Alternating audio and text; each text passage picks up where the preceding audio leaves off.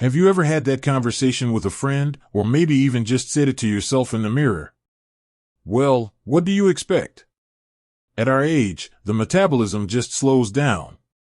It feels like an undeniable fact of life, like gray hair or needing reading glasses. We see a few extra pounds settle around the middle, we feel like we can't eat the same way we used to without consequence, and our energy isn't quite what it was. And so we shrug, we accept it, and we maybe even feel a little defeated by this so-called slowing metabolism. But what if I told you that we've been blaming the wrong thing all along? What if your metabolism, that internal engine that burns calories for energy, is actually far more resilient than you've been led to believe? The real issue, the silent culprit behind those changes you're feeling, isn't some mysterious metabolic shutdown.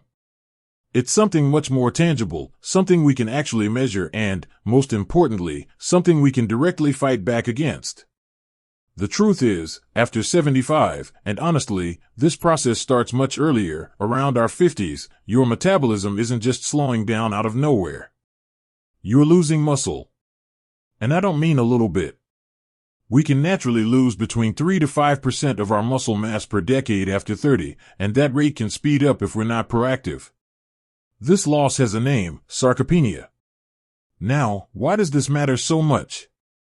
Because muscle is metabolically active tissue. Think of your muscles like little calorie-burning factories that operate 24 hours a day, even when you're asleep. The more of these factories you have, the higher your resting metabolic rate, the number of calories your body burns just to keep you alive. But as we lose muscle, we lose those factories. We replace them with tissue that burns far fewer calories. So, you're not necessarily eating more, your body's ability to use that food as energy is diminishing because its engine, your muscle, is shrinking. This isn't just about weight, though. It's about strength, stability, and independence. It's about having the power to get out of your favorite chair without pushing off the arms. It's about carrying your own grocery bag from the car, lifting a grandchild, or walking through a museum without fatigue. Your muscle is your physical sovereignty. It's what keeps you living life on your own terms. So, if the problem is losing muscle, then the solution is clear. We have to rebuild it, or at the very least, hold on to what we have for dear life. And I promise you, this is not about becoming a bodybuilder or spending hours in a gym. It's about smart, strategic, and safe habits. Today, we're going to explore 3 powerful ways to fix this. We're going to talk about the right kind of movement, the essential change to your plate, and a crucial shift in mindset. This is about reclaiming your engine. Let's start with the most direct, non-negotiable solution. You must challenge your muscles with resistance. Now, before you picture heavy barbells or intimidating machines, let me reframe this. Resistance is simply any force that makes your muscles work. That can be the weight of your own body, a resistance band, a couple of soup cans, or even water bottles. For decades, the golden advice for seniors was just walk. And walking is fantastic, it's heart-healthy, mood-boosting, and low-impact. But walking alone does very little to build or even preserve muscle. It's cardiovascular exercise. To combat sarcopenia, we need to add strength training. This sends a biological signal to your body that says, hey, we need these muscles. Don't break them down. In fact, let's make them stronger. The good news is you can start this today, right in your living room. The action step is to incorporate 2 or 3 short strength sessions per week. We're talking 15 to 20 minutes. Focus on the major groups, your legs, your core, your back, and your arms. Here's a practical example you can try after this video. For your legs, practice sitting to standing from a sturdy, armless chair. Do it slowly, with control, for 8 to 12 repetitions. If that's easy, try holding 2 water bottles at your sides while you do it. For your upper back and posture, sit up straight and squeeze your shoulder blades together, as if you're trying to hold a pencil between them. Hold for 5 seconds, release. Repeat 10 times. For your arms, take a can of beans in each hand and, while seated, slowly curl them up towards your shoulders and back down. Again, 8 to 12 times. The key is the feeling of effort.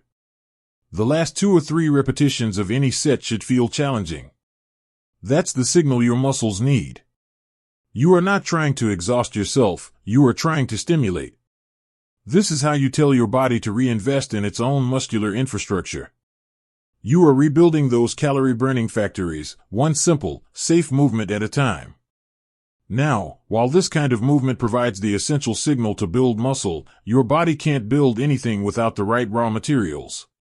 You can do all the chair rises in the world, but if you aren't giving your body the literal building blocks for repair and growth, you're fighting with one hand tied behind your back. This brings us to the second critical fix, which is all about what's on your plate. For too long, the dietary advice for older adults has been focused on what to avoid: salt, sugar, fat. And while moderation is wise, this fear-based approach has led many to eat diets that are dangerously low in the one nutrient muscle craves most: protein. As we age, our bodies become less efficient at processing the protein we eat. We need more of it to achieve the same muscle building and maintenance effect. Many seniors simply aren't eating enough. So, the actionable shift here is to be intentional about including a high-quality source of protein in every single meal and snack. This doesn't mean a giant steak 3 times a day. It means thoughtful pairing. Instead of just oatmeal for breakfast, stir in a scoop of Greek yogurt or have a couple of eggs on the side. Instead of just a bowl of vegetable soup for lunch, add some shredded chicken, lentils, or a scoop of cottage cheese. For a snack, choose cheese and an apple instead of just crackers, or a small handful of almonds instead of a plain rice cake. This consistent drip feeding of protein throughout the day provides a steady stream of amino acids, those building blocks, to your muscles, supporting the work you're doing with your strength exercises.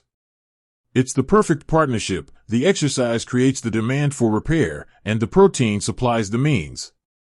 Without both, the process stalls. We've covered the 2 fundamental pillars: the signal, strength training, and the materials, protein. But there's a third, often overlooked element that ties it all together, an element that can either turbocharge your efforts or completely undermine them. It has to do with a hidden factor that profoundly impacts how your body manages muscle, energy, and repair. And understanding this will change how you approach your entire day.